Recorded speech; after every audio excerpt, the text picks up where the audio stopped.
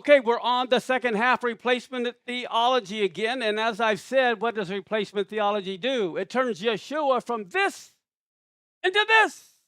And like I said, then people wonder, how in the world did the Jews ever recognize him? I have an extra verse that's not on your notes. You can just write the reference. It's something I've talked about, in the last few weeks anyway, so you're very familiar with it. But it is in 3 John chapter 1, the only chapter, verse 9 and 10. Here, the Apostle John was kicked out of the church, and all the Jews, and any Gentile who would allow the Jews to come to the synagogue. It wasn't a church. There were no churches in the New Testament. They were assemblies where they met. Any Gentiles who would allow them in were kicked out. Let's read the verse. It says, John says, I wrote to the assembly, in King James it says church, but Diotrephes, definitely a Greek name, who loves to have the preeminence among them, does not receive us. He's referring to the apostles. This guy doesn't want to receive any of the apostles. Wherefore, if I come, I will remember his deeds, which he does, prating against us with malicious words. And not content with that, neither does he himself receive the brethren, that's the other Jews, and forbids those who would and kicks them out of the assembly. They were kicking people out of the church 2,000 years ago. These are non-Jews who want control and power and seek preeminence. And that's what the Lord warned against them. That should not happen. We're going to review a little bit here. Here we have the Roman emperor on the right, the king of Judea on your right, and the Roman emperor's on the left. I'm looking backwards. Claudius Caesar. Okay, he was from 41 to 54. And as I mentioned last week, he ended up being poisoned by his wife, and then her son Nero became emperor. But who's the king of Judea at this time? It's Herod Agrippa the First from 41 to 44. And Herod Agrippa the First is the one who beheaded John, his brother James. He imprisons Peter. John ends up moving to Ephesus with Mary. And this king was the king that got eaten by worms, it says in the book of Acts. So then Nero becomes the emperor from 54 to 68. And that's when Rome burned. And he ordered the death of his mother, who poisoned her husband so he could become king. He began his rule, Nero began his rule at 16 years old, and he ended up dying by suicide at 30 years old in the year 68. Rome burns in 64, and of course, they're blaming the believers. So then after him comes Vespasian, 69 to 79, and the Lord had warned the disciples, when you see Jerusalem surrounded by armies, get the heck out of there. And so all the Messianic Jews fled in 67 CE to Pella. And then we know Jerusalem was destroyed in the year 70, and 1,200,000 people were killed, and the non-Messianic Jews were fleeing as well. Everyone is on the run. So by 79, all of the assemblies in Jerusalem were being run by Gentiles who had no idea of Torah. They didn't know Hebrew. And so their morality was based on Socrates and Plato and Aristotle. This is their moral base. And then Titus, we see, who was the son of Vespasian, he's the one who, conquered Jerusalem. He was 79 to 81, a couple of years there. Well, at that time, the non-Jewish believers are taking over the leadership. They have no knowledge of Torah, of the Hebrew language, and Greek philosophy is their moral base. Now, what happens? Here we go. Roman Emperor Domitian becomes emperor from 81 through 96. He was Titus's brother, Vespasian's other son. He is the one who exiled John to Patmos in the year 95. This is where John pens the book of Revelations, and John is the one who appointed Polycarp as the bishop of Smyrna. So what do we see going on? The bishop in Rome, and of course Catholics call them popes, but they weren't popes. They were bishops. The bishop of Rome from 88 to 97 was Clement. Polycarp became the bishop of Smyrna in 95. So what happens? Nerva murders Domitian, and he becomes the Roman emperor from 96 to 98. And he's the one who releases John from Patmos in the year 96. And so John returns to Ephesus to take care of Mary. And this is when he pens his Gospels and the first, second, third letter of John. Okay, so that means it's around 100 AD when he writes 3rd John. You following me?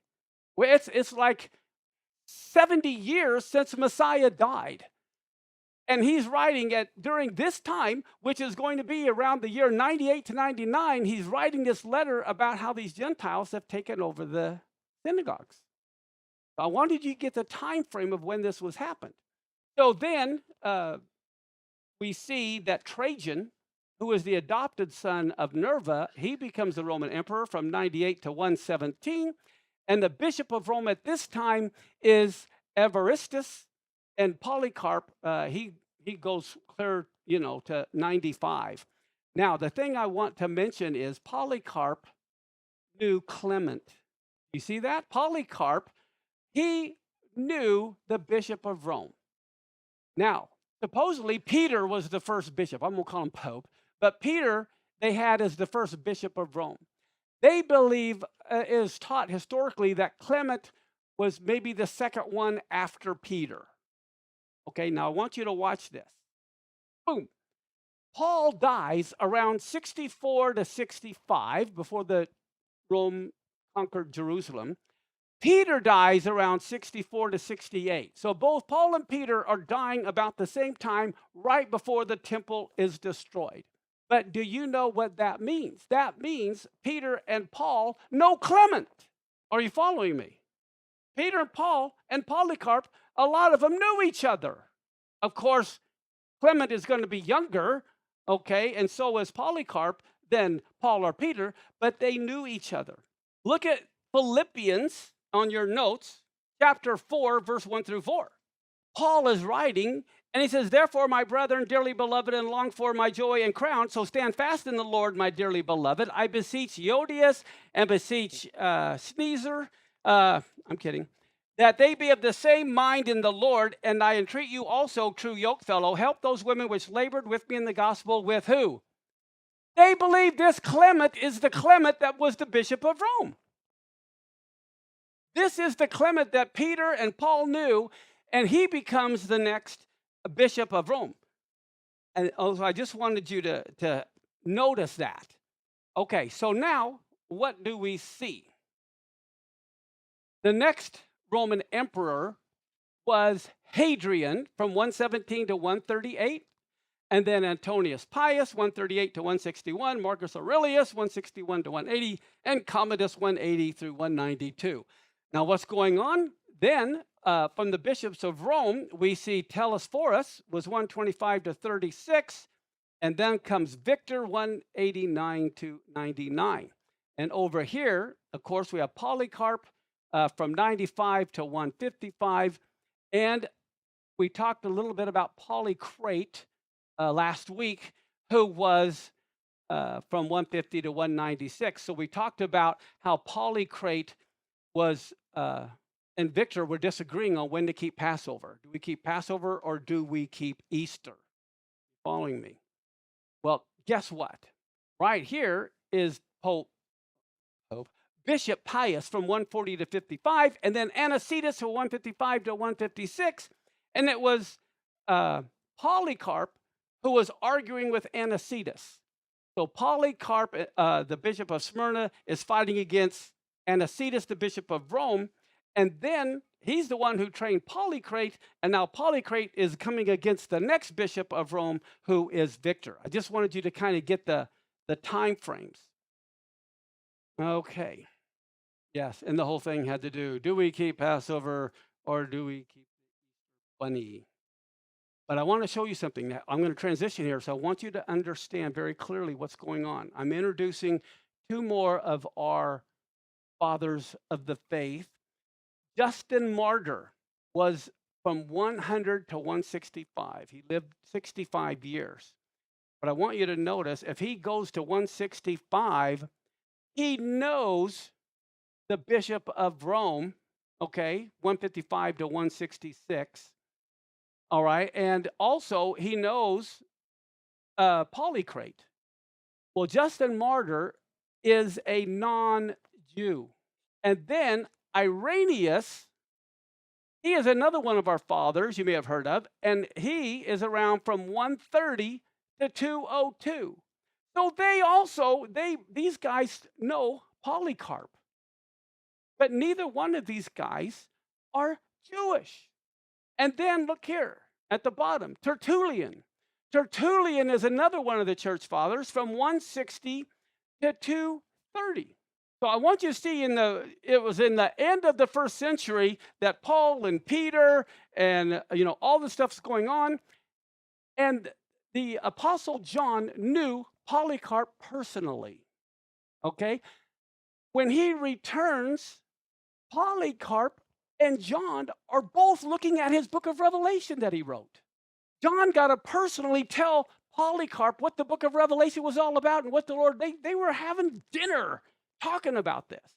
And so here the Asians from the East are telling the ones in the West, they don't got it right. According to John, you keep Passover, you don't do the Easter bunny.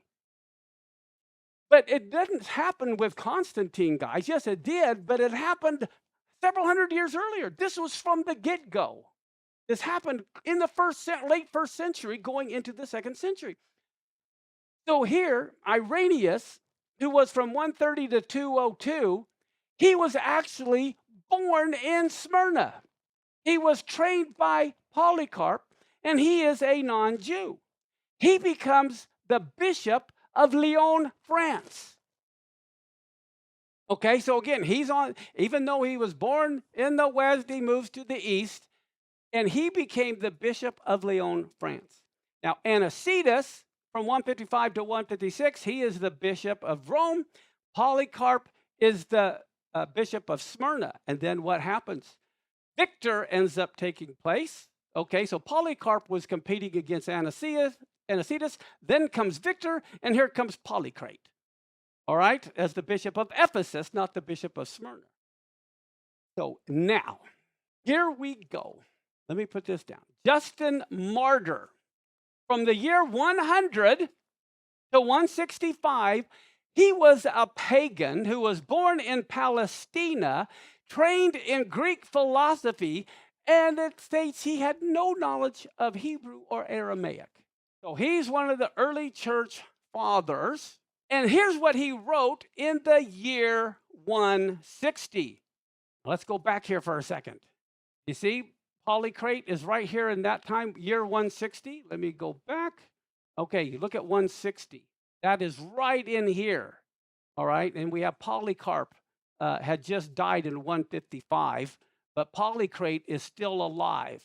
So let's watch this. Here we go. In the year 160, Justin Martyr said, while he was speaking to a Jew, the scriptures are no longer yours, they're now ours. Talk about replacement theology. The scriptures are no longer yours, they are now ours. As a matter of fact, how many of you ever heard of the dialogue with Trypho, the Jew? Very famous, you can read it, it's free online. It argues that the fulfillment of the Old Testament prophecies in Christ proves the transitoriness of the Old Covenant and the vocation of the Gentiles to take the place of Israel. So this is what he taught, that the Old Covenant, basically the Christians take over Israel. Now, we have Irenaeus. Now remember, he's in 177, the same time as Polycrate. And Irenaeus was the bishop of Lyon, France, I showed you. He declares that the Jews are disinherited from the grace of God. This is what our early church fathers were saying back in the 1st and 2nd century. Then I mentioned to you Tertullian, and Tertullian also was right during that time, 160 to 230. He wrote a treatise or letter and it was titled Against the Jews. And he announced that God had rejected the Jews in favor of the Christians. This is the history. Okay, then we finally come to Constantine, and in AD 306, he becomes the first Christian Roman emperor. Remember talking about all the Roman emperors? Well, now we have a Roman emperor who becomes a Christian. And in AD 321, he made Christianity the official religion of the empire to the exclusion of every other religion. All right, here's what he wrote. This is the Council of Nicaea. Remember last week, Nicaea is in Turkey. Rome conquered Turkey. And so now Asia is being infiltrated by the Western Christian mindset. And so now what happens? It says, I'm reading, this is historical letter I'm reading, word for word. From the letter of the Emperor Constantine to all those who are not present at the council. This is found, in case you're wondering, in the book of Eusebius. He says, when the question relative to the sacred festival of Easter arose, now, are we supposed to do what the majority says or what God says? Okay. He says it was universally thought. Now, are we supposed to do what's convenient or what God says? Okay, here's what he wrote. It was universally thought that it would be more convenient that we should keep the feast on one day. And so, in rejecting the Jewish custom, we may transmit to our descendants the legitimate way of celebrating Easter. We ought not, therefore, to have anything in common with the Jew, for the Savior has shown us another way, our worship following a more legitimate and, of course, a more convenient course, the orders of the days of the week. And consequently, in unanimously adopting this way, we desire, dearest brethren, to separate ourselves from the detestable company of the Jew. They don't possess the truth in this Easter question, for in their blindness and repugnance to all of our improvements, they frequently celebrate 2 Passovers in the same year. We can't imitate those who are openly in error. Now, if you've been here a while, know you can keep 2 Passovers. God instituted. If you can't keep it the first month, keep it the second month. Well, this won't work for the Christians. And then he says, how then could we follow these Jews who are most certainly blinded by error? To celebrate a Passover twice in 1 year is totally inadmissible. They couldn't read the Torah. But even if this were not so, even if they could, it would still be your duty not to tarnish your soul by communicating with such wicked people. You should consider not only that the number of churches in these provinces make the majority, but also that it is right to demand what our reason approves, and we should have nothing in common with the Jews. All right, let's move on. Jerome. He lived from 347 to 407. He describes the Jews in his work that they were called serpents wearing the image of Judas. Their psalms, the psalms, and their prayers are the braying of donkeys. That was Saint Jerome. Okay, of course, then we have in the 4th century also Chrysostom, who was known as the Golden Tongue Orator. He was the Bishop of Antioch. And let's see, he was known as the great orator. He wrote a series of 8 sermons against the Jews. And to quote him, listen to what he said. The synagogue is not only a brothel and a theater, it's also a den of robbers and a lodging for wild beasts. No Jew adores God. Jews are inveterate murderers. They're possessed by the devil. Their debauchery and drunkenness gives them the manners of the pig. Now think about this. This is at the end of the 4th century. Okay, then comes Islam, and they are calling the Jews pigs, and they got it from the church. Then, in the 5th century, we have St. Augustine. In the 5th century, 500 years have gone by. The burning question was, if the Jews in Judaism were cursed by God, how can you explain they're still around? So Augustine confronted this problem in his sermon against the Jews.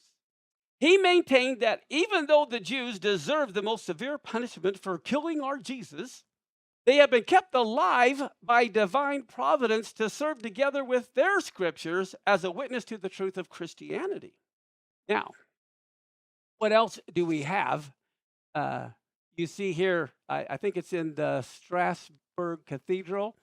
this is symbolic of the triumph of Christianity over Judaism. And the degradation of the Jews is explained in theological terms on the wall of the Strasbourg Cathedral.